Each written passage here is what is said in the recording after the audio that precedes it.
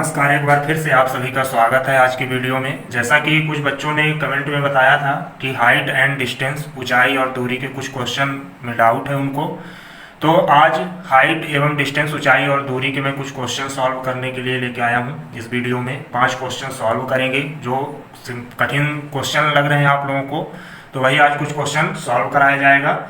जैसा कि यहाँ पर पहला क्वेश्चन है, एक भवन के शीर्ष के साथ एक पेड़ के शीर्ष एवं अधोभाग से उन्नयन कोण क्रमशः x और y है। यदि उस पेड़ की ऊंचाई h मीटर हो तो उस भवन की ऊंचाई क्या होगी। आकाश पांडे ने यह क्वेश्चन पूछा था कि इस क्वेश्चन को कैसे सॉल्व करना है। तो यहाँ पर यह क्वेश्चन डिफिकल्ट इसलिए लग रहा है क्योंकि यहाँ पर जो एंगल है, उन्नयन कोण है, वो x और y के रूप में दिया है। एंगल वैसे नहीं दिया जैसे 30 डिग्री या 35 डिग्री 60 डिग्री, इस तरह का नहीं दिया हुआ है। लेकिन क्वेश्चन बहुत सिंपल है। सबसे पहले इसका डायग्राम बनाएंगे। जो पेड़ का शीर्ष होता है, ऊपर, शीर्ष मतलब ऊपरी भाग, और अधोभाग का मतलब होता है नीचे का भाग। जो जड़ होता है वो अधोभाग कहलाता है। तो डायग्राम में सबसे पहले एक भवन बनाएंगे।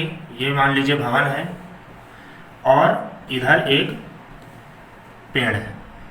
तो जो पेड़ के शीर्ष से भवन के शीर्ष, भवन का शीर्ष ये कहलाएगा और पेड़ का शीर्ष ये कहलाएगा। तो इसका जो उन्नयन कोण है वो x है, और अधोभाग मतलब यहाँ नीचे से भवन के शीर्ष का उन्नयन कोण y है। यहाँ पर एक आधार रेखा बना देंगे। ऐसे ही यहाँ से भी एक आधार रेखा बना सकते हैं। ये जो एंगल है ये x है और ये वाला एंगल y है। फिर बोला है कि यदि भवन की ऊंचाई, भवन की नहीं, यदि उस पेड़ की ऊंचाई h मीटर हो, यानी इधर वाला पेड़ है, इसको आप लिख लीजिए कि ये पेड़ है और ये भवन है। तो पेड़ की ऊंचाई दी हुई है h मीटर, तो पेड़ की ऊंचाई हो गई h मीटर। तो हमको इस भवन की ऊंचाई को निकालना है। ये वाला अगर यहाँ से यहाँ तक h मीटर है तो यहाँ से लेकर के यहाँ तक की भी लंबाई h मीटर होगी। तो इसको भी h लिख दिए। अब मानेंगे कि जो भवन है उसकी टोटल p मान लीजिए, टोटल ऊंचाई जो है वो p है। तो जब टोटल ऊंचाई, ये भवन की टोटल ऊंचाई p है और यहाँ से यहाँ तक की h है, तो ये जो शेष भाग दिख रहा है तो इसकी जो लंबाई हो जाएगी p माइनस h हो जाएगी। तो ये भी लंबाई निकल आई p माइनस h। इसमें नॉमिनेशन कर लेते हैं a, b, c, d और e। इतना डायग्राम बना लेंगे। एक चीज़ और, यहाँ पर जो ये आधार दिख रहा है इसको भी कुछ मान लेते हैं। इसको मान लेते हैं कि m है और ये नीचे वाला जो है n। तो ये फुल डायग्राम आपका कंप्लीट हो गया। अब इसी में आपको एक पहले ये वाला त्रिभुज लेना है a b c, ये वाला त्रिभुज लेना है। तो त्रिभुज a b c में यहाँ पर ये जो है लंब है और ये नीचे वाला आधार है। तो इसमें चाहे आप tan x भी लगाइए, लेकिन हमको जो है आधार की वैल्यू में आपको मान निकालना है, यानी m की वैल्यू क्या होगी, और जो m की वैल्यू होगी वही n की वैल्यू भी होगी। तो सबसे पहले त्रिभुज ABC में cot x, cot थीटा बराबर होता है tan थीटा बराबर होता है लंब बटे आधार, तो cot थीटा बराबर हो जाएगा आधार बटे लंब।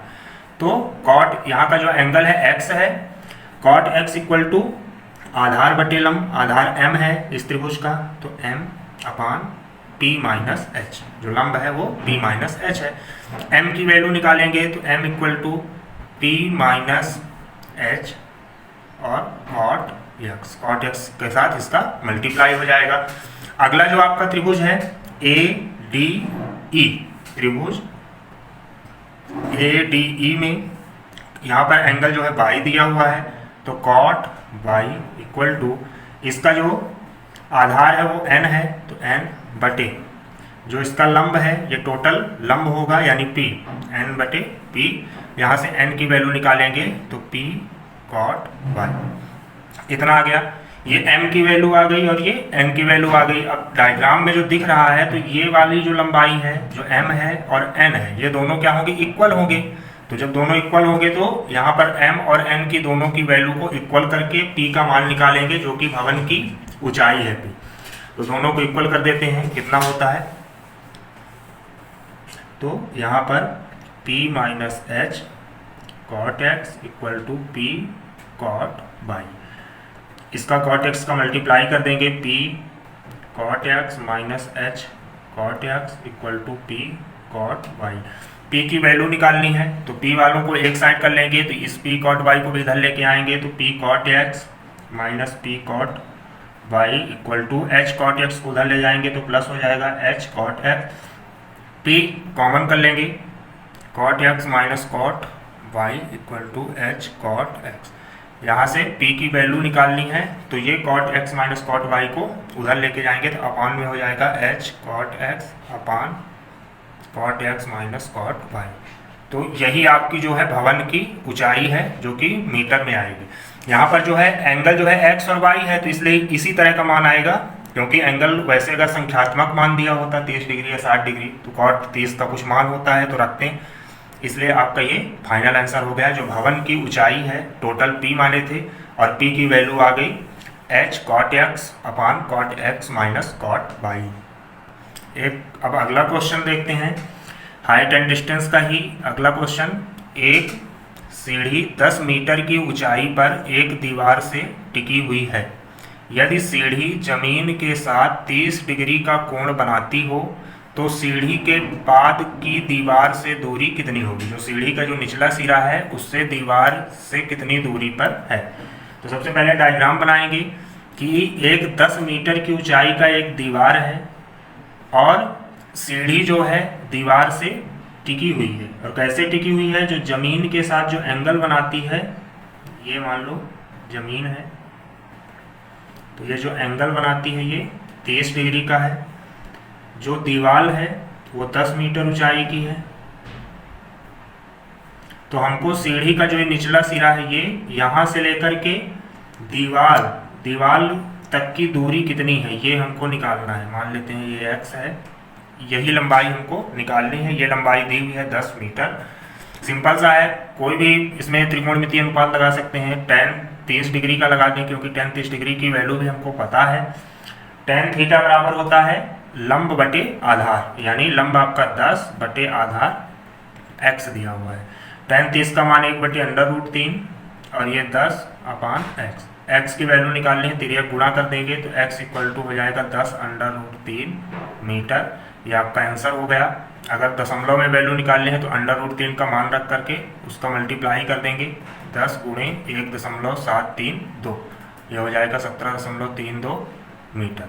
तो इस तरह ये सिंपल ही क्वेश्चन था, आसानी से सॉल्व कर सकते हैं। एक अगला क्वेश्चन है, इसको भी एक स्टूडेंट ने पूछा था तो इसको भी चलिए सॉल्व करते हैं। एक मीनार के पाद से x तथा y की दूरी पर दो बिंदुओं से मीनार के शिखर के उन्नयन कोण पूरक हैं।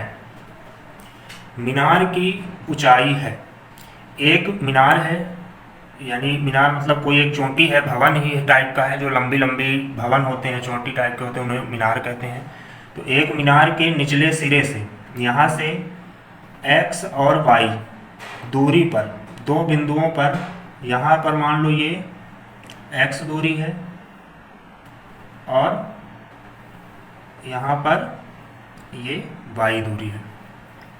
x और y की दूरी, ये टोटल है y दूरी और यहाँ तक की है x दूरी के जो उन्नयन कोण है वो पूरक है। पूरक का मतलब होता है कि दोनों का योग 90 डिग्री होना चाहिए।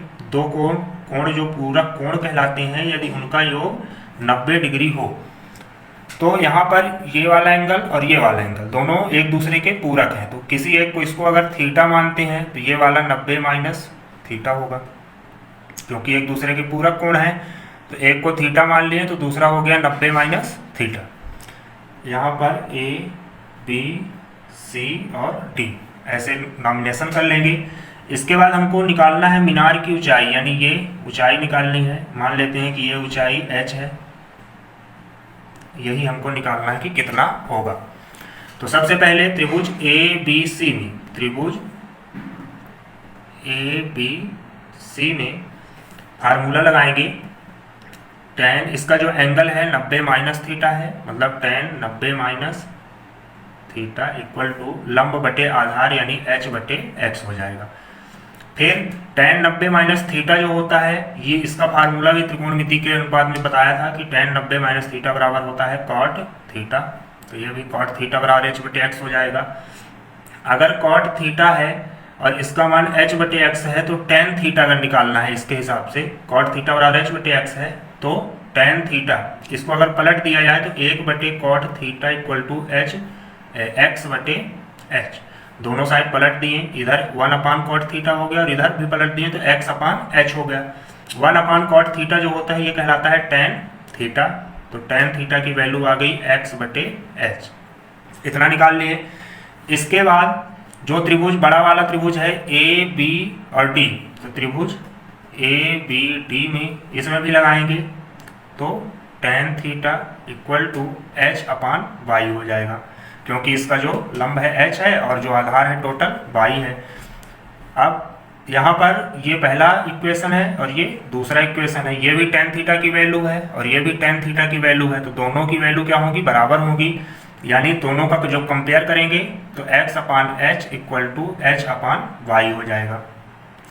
इसके बाद तिर्यक गुणा कर देंगे तो इसको इधर लेके आइए तो ये x into y equal to h और h का मल्टीप्लाई यानी एच स्क्वायर, और h की वैल्यू निकालनी है तो h बराबर अंडर रूट एक्स वाई, क्योंकि स्क्वायर को उधर लेके जाएंगे तो अंडर रूट में कन्वर्ट हो जाएगा। तो ये आपका जो मीनार थी इसकी हाइट आ गई under root x into y. तो ये भी सिंपल ही क्वेश्चन था, आसानी से इसको भी सॉल्व कर सकते हैं। अगला फोर्थ क्वेश्चन देखते हैं।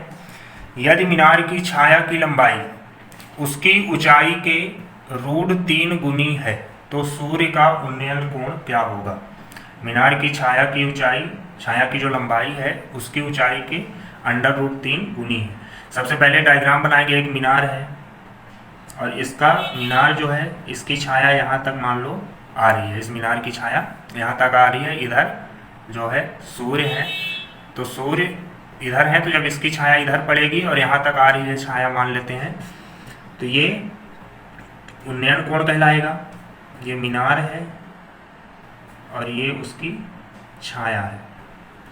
अब क्वेश्चन में बोला है कि यदि मीनार की छाया की लंबाई उसकी ऊंचाई के √3 गुनी है। यदि मीनार की ऊंचाई कुछ भी अपने हिसाब से, इसमें एक आप डायरेक्ट मान सकते हैं कि मीनार की जो ऊंचाई है अगर 1 है तो उसकी जो छाया होगी वो अंडर √3 होगी, क्योंकि अंडर √3 गुनी है तो ये 1 मान लिए तो जो छाया है वो अंडर √3 हो गया। अनुपात में सिंपल सा आप 1 इसको मान लीजिए, चाहे x मानेंगे तो ये x होगा और ये अंडर √3x होगा, कुछ भी मान सकते हैं। अब ये उन्नयन कोण हमको निकालना है कि ये कितना होगा। तो सबसे पहले इसमें भी आपको मान लेते हैं कि ये उन्नयन कोण थीटा है, तो tan theta degree equal to लंब बटे आधार, यानी लंब आपका जो दिया हुआ है 1 माने हैं और आधार अंडर √3, तो tan थीटा इक्वल टू 1 बटे अंडर √3 हो गया।